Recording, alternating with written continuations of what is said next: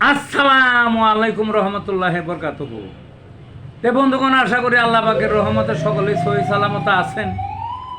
তে কবি Gazi এক্কাসালি YouTube channel 017140885009 এর পক্ষ থেকে আপনাদের সকলের প্রতি রইল একান্ত আন্তরিক শুভেচ্ছা ভালোবাসা।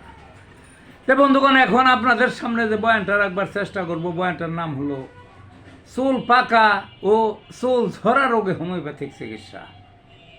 চুল পাকা ও চুল ঝরা রোগে হোমিওপ্যাথিক চিকিৎসা। মাত্র দুটা ওষুধ আমি বলবো, এই দুইটা আমার এই নিয়ম অনুযায়ী খাবেন। একটা হলো লাইকোপোডিয়াম 200 পাওয়ার, সকালে 1 ডোজ, বিকালে 1 ডোজ, 1 মাস খাবেন। তারপরেও যদি সম্পূর্ণরূপে উপকার একটা পাইবেন, সম্পূর্ণরূপে যদি এই রোগ আরোগ্য না হয়, তখন খাইবেন হইল লাইকোপোডিয়াম 1M, মানে 1000 পাওয়ার।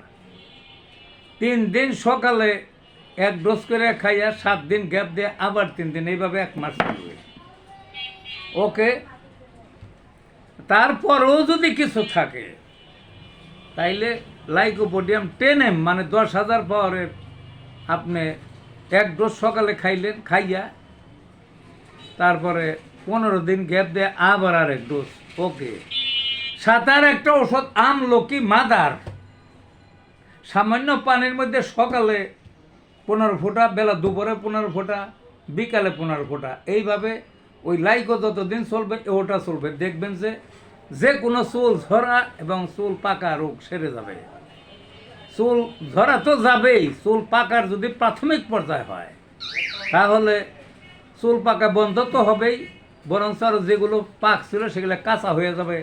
ভালো থাকুন বন্ধুগণ।